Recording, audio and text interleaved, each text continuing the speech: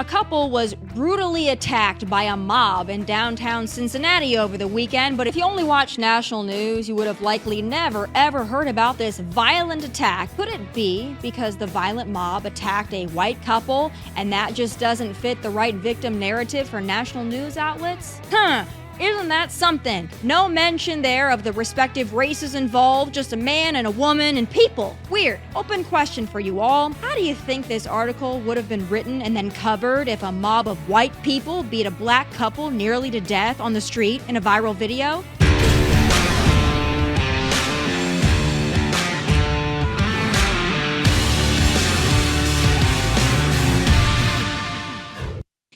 You voted for mass deportations. You voted for law and order. You voted for Americans to come first in our own country. Democrats didn't listen to you pre-November 2024, and they're sure as hell not going to start now. And you know why, and I know why, because they want illegals here. That's it. That's the list.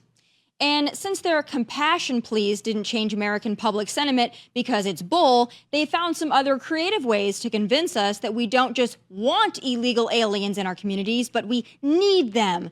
Let's start with perhaps the dumbest one of all, LA Mayor and international frequent flyer Karen Bass. She's been getting heat, and we're keeping it on, over her mishandling of the LA wildfires. So in her pea brain, she decided she'd use illegal immigration and the enforcement of immigration law to absolve herself of true accountability. Behold. Yes, according to Karen, the reason wildfire victims who lost everything while she was out of the office, they can't rebuild their homes, well, it's because the illegal alien surf class laborers are afraid to go to work. That's a dumb ass, or should I say bass excuse, but it is creative. Karen says she needs illegal alien slave labor to rebuild your homes. Definitely not her fault. I wonder if the illegals are in charge of the permits, too. But she's not alone. Alex, who sometimes goes by Jose Padilla, is also on a rampage for illegal aliens. He is resurrecting an old Democrat failed favorite, threat to democracy. And I hate to do this to you, but I'm going to play the video he posted. Try not to barf. What's at stake here? It's really the future of our country.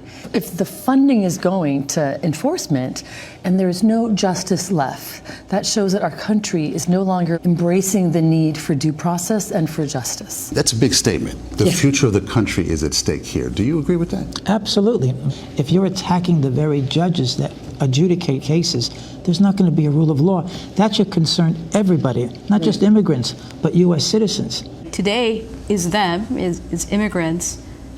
What about tomorrow? Who's going to get due process denied next?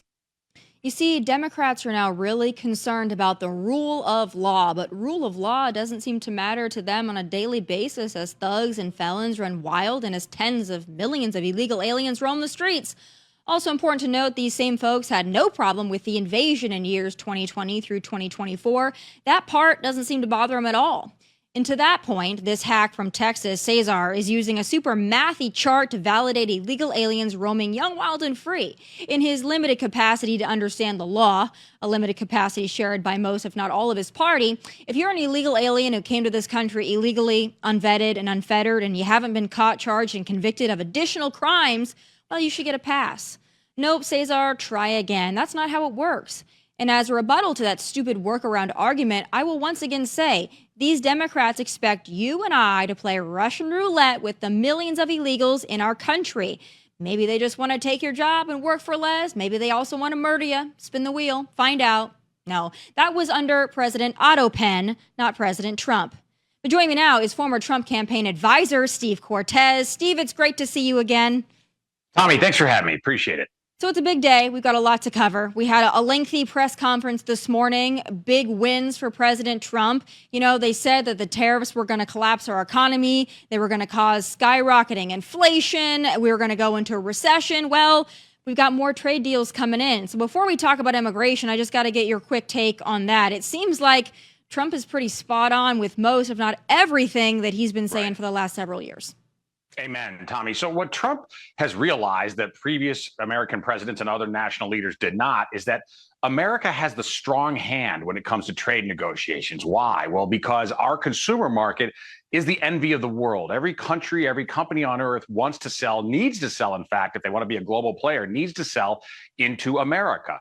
And we should be charging a premium for access to our market. It should have been that way all along. But Donald Trump came and said, wait a second, when we're at the poker table of global trade, we have the strong hand. We have a straight flush every time, and we're going to start acting like it, not like we have a pair of eights, which is what his predecessors did. And now we see the tangible results of this. This agreement with Europe is pretty amazing, really, right? The fact that they are going to charge us zero bagel on our goods and services that we send to them. We're going to charge them 15%, and they commit to massive investments in the United States. This has been, I think, one of the underreported wins of the Trump administration is foreign money pouring into this country. We see it from the Middle East, from Asia, from Europe now, these massive pledges and actual capital commitments to pour money into this country, into American energy, which we can send all over the world because, of course, we are the new energy superpower. We are Saudi America, and also into businesses here on the ground that are going to build prosperity and onshoring back onto the United States domestic manufacturing. So this is just a monumental win. It's a complete change in paradigm shift. It's a change in the thinking even of Washington, D.C., that not only should we engage in trade negotiations and be tough, but that we will, in fact, win these negotiations as long as we have the will to do so. And as long as we have President Trump, of course. You know, Steve, what I find so interesting and completely predictable is Democrats have to keep moving from one apocalyptic statement to the next. You know, during the campaign, it was, of course, the threat to democracy stuff, but it was also the Trump abortion bans. I haven't heard them talk about the Trump abortion bans really at all in the last 6 months. It was supposed to be President Trump gets in office, he's going to ban abortion nationwide.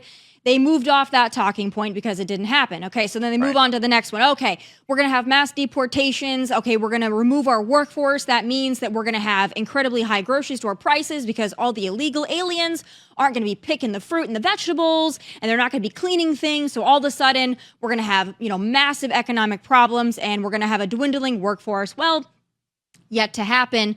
And then, of course, the tariffs. Oh, the tariffs, they're going to destroy everything. Everything's going to be more expensive. They've moved off that one now as we have more trade deals. Wins. And then, of course, there was Iran. We dropped the bombs. Oh, it's going to be World War III. They moved off that one. I can't think of one thing that they've cried about in the last 6 months that hasn't been completely disproven with time. It's really remarkable. It is remarkable that the Chicken Little routine, right? The sky is falling constantly from the Democratic Party, from the left and their amen corner in the corporate media of this country. It has worn tired. And I think, thankfully, it no longer even works a little bit on the American people. And part of why I say that, to give you, an evidence-based reason for it, is when we look at polling, the Democrat Party right now polls worse in job approval than it has ever polled in the history of the party. And I think part of the reason, perhaps the driving reason for that mass disapproval of the Democrat Party is because of exactly what you're talking about. This ridiculous Chicken Little routine of constantly saying the world is about to end and Donald Trump is Hitler. Well, neither of those things is true. And people know that reality in their lives. And they know their kitchen table reality right now, which is that their real wages are starting to recover, that inflation has been tamed, that deporting illegal aliens is making our country safer. Crime is plunging across America right now, especially violent crime. And at least part of the reason is certainly because we have gotten control of our borders and because we are deporting so many bad guys, so many dangerous people who wrought havoc when they were in this country illegally. So people know the real results day to day. They know that financially their lives are starting to get better. They're not where they need to be yet after Bidenomics, but they're starting to get there. They know that our streets are safer. They know that we're safer in terms of national security with President Trump in charge. And I think all of that points to this new reality of the Democrat Party has become a brand that almost no one wants to claim anymore. I don't even think a lot of the Democrats want to claim it. I think the ones that actually have a shot in 2028 are purposely being very quiet. And those are people like Gretchen Whitmer, Shapiro, of course, even Andy Beshear in Kentucky, though he did that really cringy Vogue cover. The ones that I think actually have a shot in hell at winning in a national election, they're not saying anything. And I think that that's very telling. They don't even want to be associated with this party in its current state. They're not out there trying to be a pick-me like Gavin Newsom and others. They're sitting back and like, this is a train wreck. I don't want to be associated with it. So I think that's very smart on their part. They will, of course, come around and maybe with a more moderate message, and in which case they will be threatening to a Republican Party or a Republican candidate. But until then, woke is going to continue to take over. I got to talk about the other thing, though, that Democrats have clung on to with everything that they have. They've never cared about the Epstein files before, but now they're very concerned about the Epstein files and they want them released. They want everything out there. Not in the 4 years that Joe was president. They didn't care about it then, but they care about it now. And it's like the daily drumbeat of like Epstein, Epstein, Epstein. Now, Steve, I want to get your take on it, but I got to tell you, I want transparency. I want answers, but I also feel like some certain mega influencers have really handed this to the Democrat Party and given them their one and only talking point. I find it a little frustrating. Sure. No, listen, I understand what you're saying, and I concur. I mean, we want as much transparency as is possible, as long as that transparency, of course, doesn't somehow incriminate people who actually didn't commit crimes, but just perhaps were accused of them. And that's not fair necessarily to make that information public. If somebody's accused, but you have no actual evidence that they did something wrong, because it can really tarnish their reputation without proper due process, and adjudication. But having said all that, I think more transparency than less is very, very appropriate here. And I hope that the Trump Justice Department going to get there. I'll also tell you this, in terms of a contrast between, say, the Democrat base and the Republican base, I think this whole episode is very telling. And what I mean by that is within the Republican base, within the America First constituency, we have a wide range of opinions, right? We have some folks who don't care much at all about the Epstein story. We have some folks who are practically obsessed with it, and then everything in between. But the point is, we're thinkers, all right? And we are a movement of independent-minded thinkers, not people who blindly follow Donald Trump or blindly follow anyone, Pam Bondi or anyone else. That's what the leftist press wants you to believe, right? That it's some sort of cult. We're seeing the exact opposite here. We're seeing a lot of people who are ardent supporters of President Trump say, hey, I don't think you're handling this correctly. And by the way, I would be one of those people to say the initial rollout in terms of particularly the media messaging, I don't think it was handled correctly at first, okay? And I don't know that President Trump and his team realized how important this issue is to a small but very significant portion of his constituency. My point is, in contrast to the Democrats, you never see this kind of thoughtful dissent on the left. In other words, they just get in line and do as they're told. So I think that is it's a revealing moment in many ways. And I think ultimately, even if we have disagreements over this issue on the right, it's ultimately a good thing for our movement. And I think it reflects well on who we are at the emerging political consensus in America. And we are the consensus. We're the majority now. Yeah. We won the popular vote. Donald Trump won every single swing state. So we are the majority. When you grow a coalition, you're going to have differences of opinion within that coalition, even when you agree on first principles. And I think this is one of those instances. Yeah, the first F up was those binders with the influencers standing out there with the binders. It seems to be, and I'm just observing this, that a lot of the problems and the hiccups come for this administration when things are put in the hand of mega influencers. That seems to be where the problem lies, because that was so embarrassing. And then you go to it's a nothing burger. And then that's why people are like, okay, wait here. You sold us this big conspiracy. And now you're saying there's no conspiracy. Those things are not adding up. So that's to me where the frustration lies. We had President Trump this morning, of course, being asked about it, because that's got to be the question. And now they're jumping all over him because he said what I believe in jest.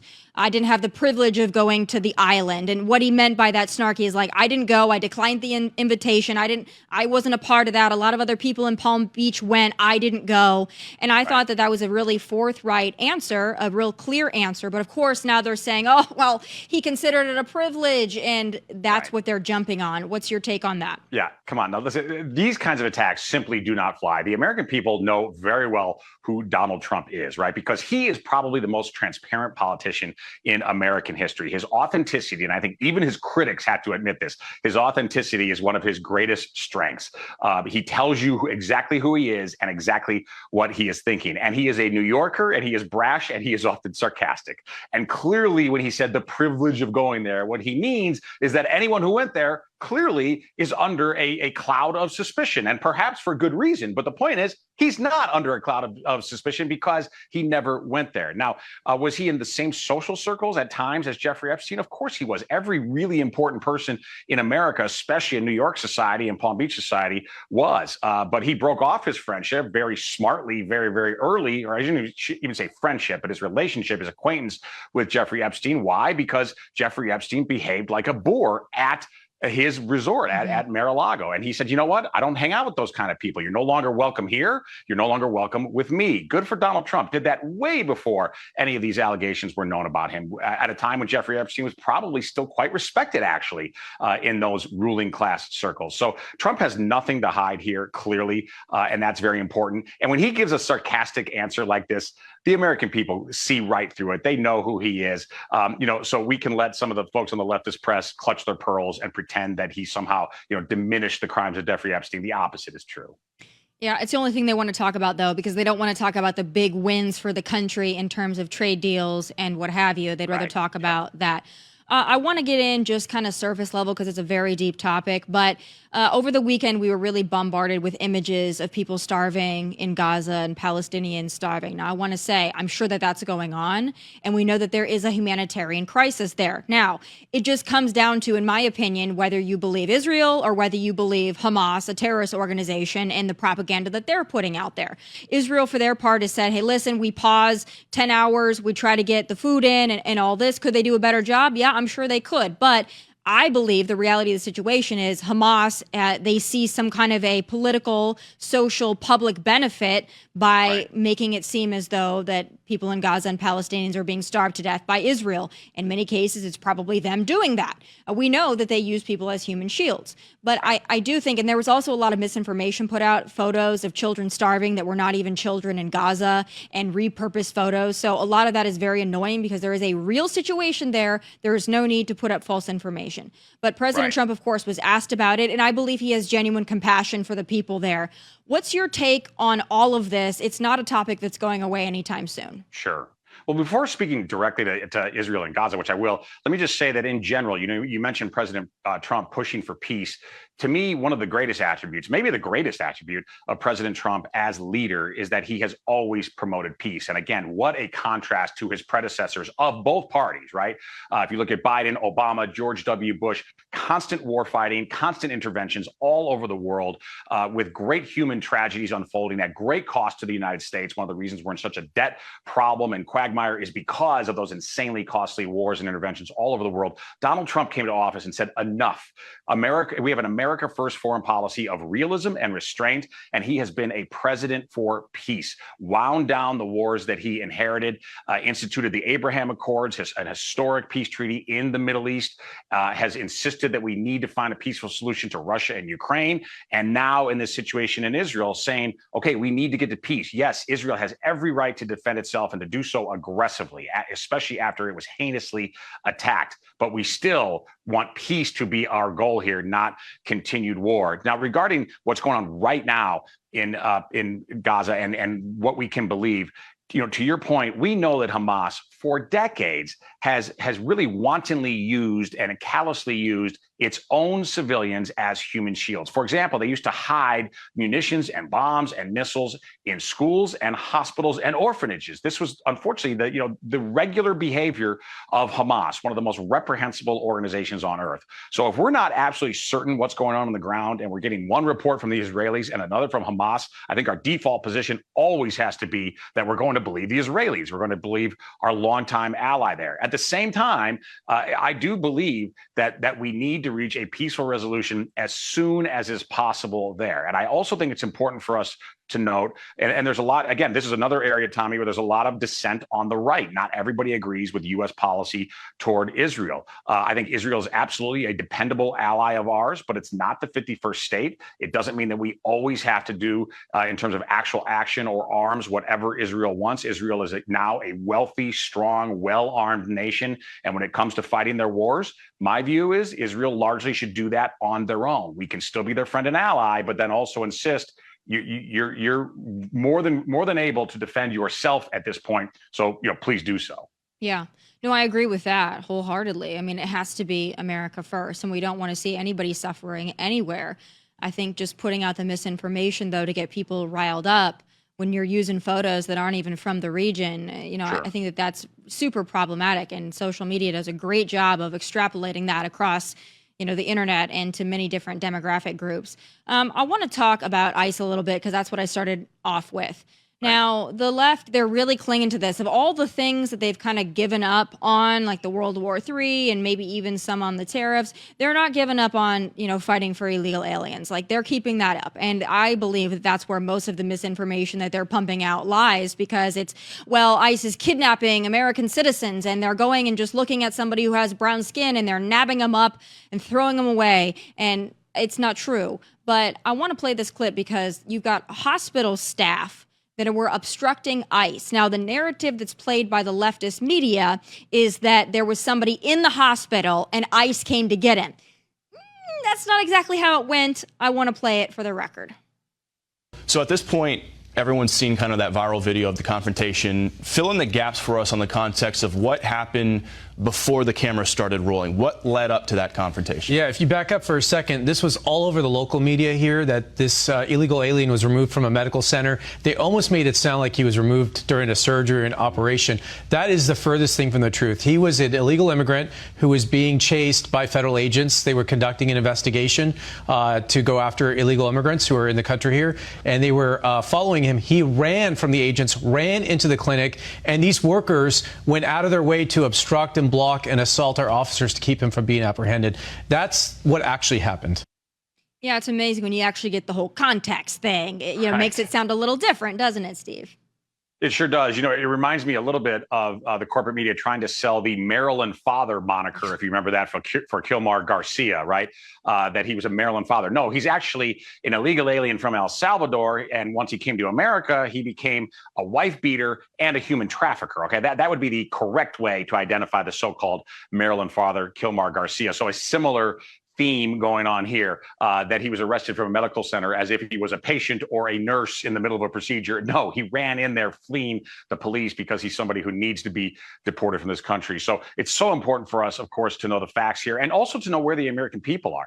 The American people support deportations overwhelmingly. How do we know that? Well, first of all, it was the foundational theme of Trump's campaign last November. And again, he won the national popular vote. He won every swing state. And his number one issue was immigration enforcement and mass deportations. We also know it currently, though. We don't just have to rely on last November, because all the polling tells us, all credible polling, and I do a lot of polling myself, and my most recent national poll shows that by almost 2-to-1, Americans support mass deportation, 62 to 32% in my poll. And just so you know that my poll wasn't some sort of push poll where I got a bad sample, that poll had a Trump approval of 43 versus 50. So it had Trump -7 on approval. So I'm not getting some MAGA sampling that's not representative. No, as a matter of fact, it wasn't a great poll for Trump on overall approval, but on immigration, almost 2-to-1. And Tommy, also, I used the phrase mass deportations, which is not the kindest way to phrase it. Okay, so I was actually expecting the numbers wouldn't be quite that good, but no, instead we get a super majority.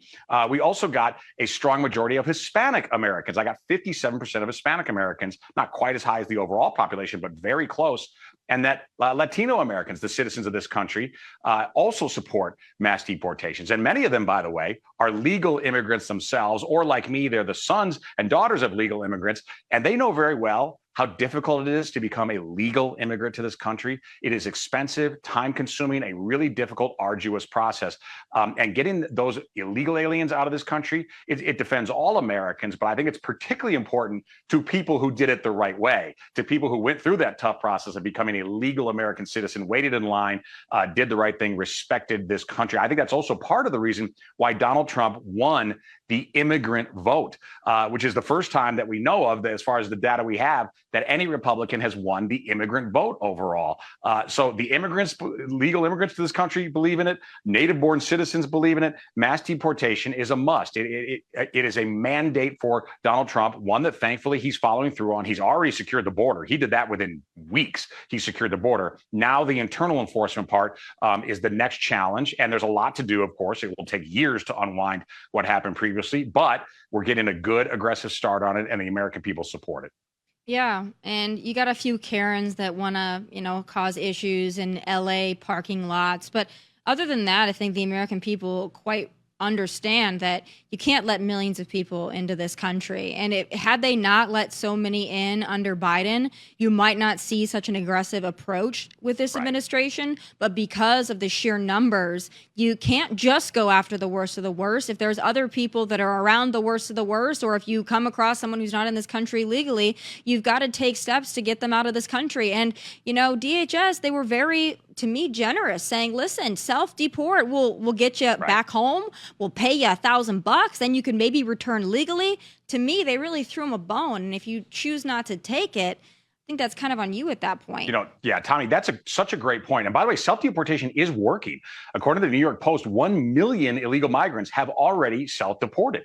Hopefully that number is going to continue to grow. And I agree with you. If anything, I think we as a people, I think the Trump administration, we're being very merciful by saying to people who knowingly trespass into our country, we're saying, not only are we not going to throw you in jail, we're actually going to help you leave as long as you do it on your own, because then it's peaceful and orderly. We don't have to spend money. We don't have to risk your life or anybody else's. We're saying we're incentivizing you and literally saying we will pay for the flight. We will give you a little cash on the way out the door. You can reapply. You could try to become a legal American and do it the right way. But if we have to come and nab you, guess what? You can never apply for the rest of your life.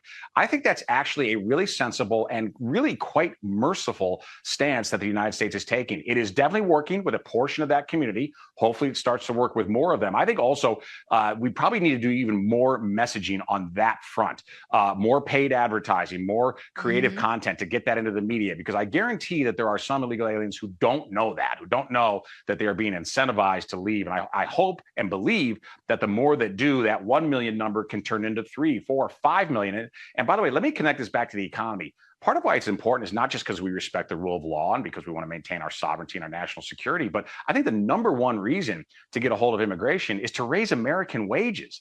Americans suffered so badly under Bidenomics because their wages didn't nearly keep up with the pace of inflation, which means that their actual daily lives, the prosperity of their daily lives, declined. They got poorer effectively, worked harder to get poorer. A big part of that is because of such an influx of illegal workers unjustly competing against American labor in the job market. We start to remove those people, and guess what? American wages start to really rise for the citizens of this country, especially working class people. One last point is, I'll tell you, Tommy, is I guarantee if these illegal migrants, if they were coming to this country and they were competing against, say, TV news broadcasters, okay, and they were taking the jobs of private equity partners and law firms, law partners, we would have had that border hermetically sealed in a nanosecond, okay, if the ruling class was impacted. But because it was primarily working class people who were impacted, the ruling class charlatans, frankly, didn't care. And I think, in fact, even welcomed the invasion. Well, those days are over, thankfully, and we're going to defend American workers, and we're going to defend their wages and raise their wages, in part through making sure that there's not this mass influx of workers competing against them. Exactly. That's a great point. And also back to the point of them offering to give you a plane ticket home and give you $1,000. I can't think of any crime in America in regards to American citizens where you can commit a crime and the authorities will say, hey, listen, turn yourself in, we'll get you a plane ticket and we'll give you $1,000. I mean, to the point of being overly generous, it's incredibly generous. So I just like to point that out for all of those who think that they're being treated so poorly because they're asked to go back to where they came from and come the right way. Seems like a pretty good deal to me. Steve, I always appreciate your insight on everything. Please come back soon and have a wonderful rest of your week. Tommy, it's a pleasure. Thank you for everything you do for this country. Appreciate it. Thanks so much. Folks, a couple was brutally attacked by a mob in downtown Cincinnati over the weekend, but if you're wondering why you haven't seen the national coverage, the couple was white.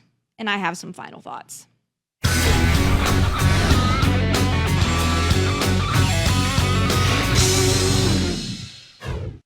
So if you only watch national news, you would have likely never, ever heard about this violent attack on at least 2 people in downtown Cincinnati over the weekend.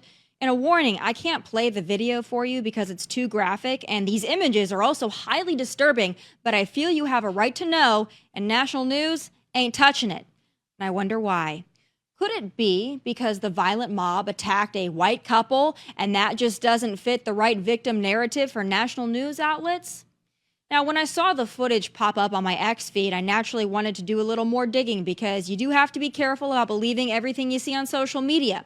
So I looked it up in Cincinnati local news, and I found it. Well, sort of. Take a look at the headline.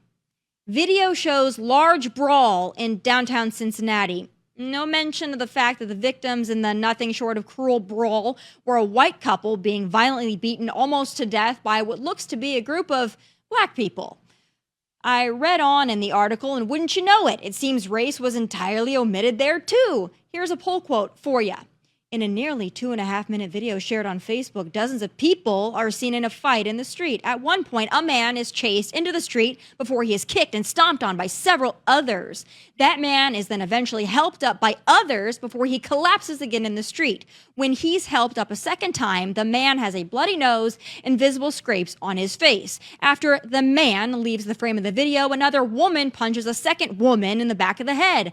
After the woman who is punched backs away, a man punches her straight in the face, causing her to collapse to the ground. It appears the woman was knocked unconscious and blood begins to pour from her mouth. A group of people then helps the woman as she wakes back up before the video ends. Isn't that something? No mention there of the respective races involved, just a man and a woman and people. Weird. Open question for you all. How do you think this article would have been written and then covered if a mob of white people beat a black couple nearly to death on the street in a viral video? I can tell you this, I think it would have made national news and perhaps a BLM riot would have resulted. Listen up, there's been an ongoing normalization of white hate in this country and the media turns a blind eye to it. I'm not saying it's just white people being attacked, but I'm telling you the media at large doesn't seem to give one damn when they are. The other way around, well, that's billed as a national racist and systemic epidemic to be confronted, fundraised for, and plastered wall to wall. Apparently, the obsession with woke that really hit its fever pitch in 2020 has fixed racism so much that beating, bullying, and brutalizing white people is just ho-hum. Wow, it ain't right. And those are my final thoughts. Tune in tomorrow again live at 1 p.m. Eastern. Catch full episodes on Outkick and Fox Nation and foxnews.com. Also, please like and subscribe to the YouTube channel at Tomi Lahren is Fearless. From Nashville, God bless and take care. Hey, thanks for watching. If you want more of my hottest takes, must-see conversations, and of course, my final thoughts, click here and make sure you subscribe here so you never miss a beat. I'll be here every weekday, and I hope you'll join me.